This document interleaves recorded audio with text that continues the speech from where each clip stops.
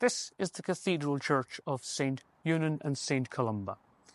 St. Columba was born in about 521 in Gartan, which is about 10 to 12 kilometres northwest of Letterkenny.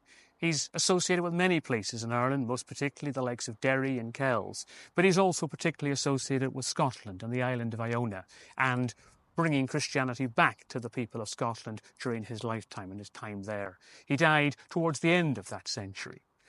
St. Eunan was born the following century, and they two never actually met, but St. Eunan followed Columkill to Iona, and he too became the abbot of the monastery in Iona.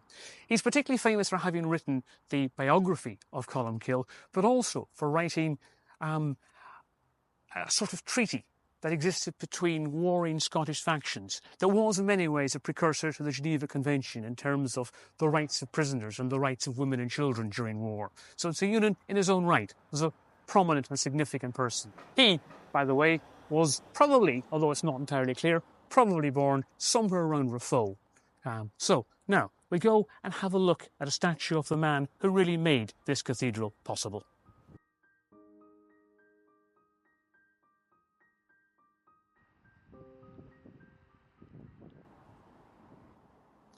This is the statue of Bishop O'Donnell. Patrick O'Donnell was born just outside Glenties in 1856. By the age of 32, he was the Bishop of Raphoe, which is quite extraordinary at that age. Indeed, he was the youngest bishop in the world at that time. And it was through his hard work and determination and faith and belief that this cathedral was built. So let's go inside and have a look at it.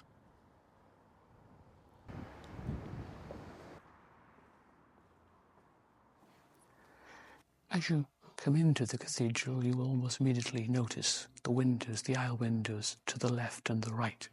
They are by the German firm Meyer of Munich. And the ones on the left as you come in are of male Irish saints, and the ones on your right as you come in are of female Irish saints.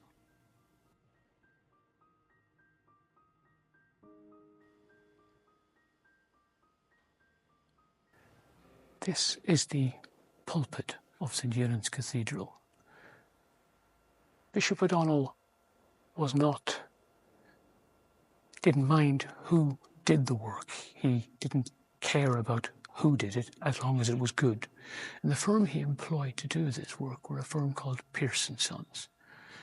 The owner of the firm was an Englishman and almost certainly an atheist, but that, in fairness, didn't bother Bishop O'Donnell. But it did bother, as far as we know, some of the other sculptors in Ireland at the time who felt he was being particularly unpatriotic and un-Catholic in employing an Englishman and an atheist to do the job. But history has a way of changing itself, because, of course, the Pearce & Sons who he employed to do this, the sons were Porrick Pearce and Willie Pearce. Porrick Pearce, who famously spoke the Easter proclamation at the Easter 1916 rising in Dublin. As far as we know, Porrick Pearce did not come here, but he may well have done some research on the habits that the Franciscan monks wear. And Willie Pearce, it is believed, was here doing some research at the time that this was being created. The pulpit shows the annals of the four masters, the four masters being the Franciscan monks who wrote the annals, albeit there was probably more than four of them. It also shows the four evangelists and the prophet Isaiah.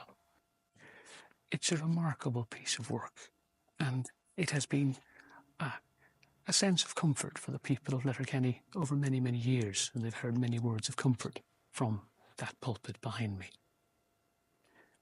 Now we'll have a little look at the arch in the middle of the cathedral.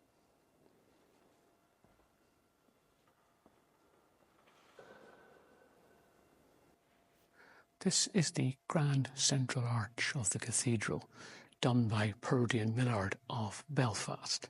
It tells the story of the life story of St. Columba on this side and St. Eunan on this side, and it's a wonderful feature of this cathedral.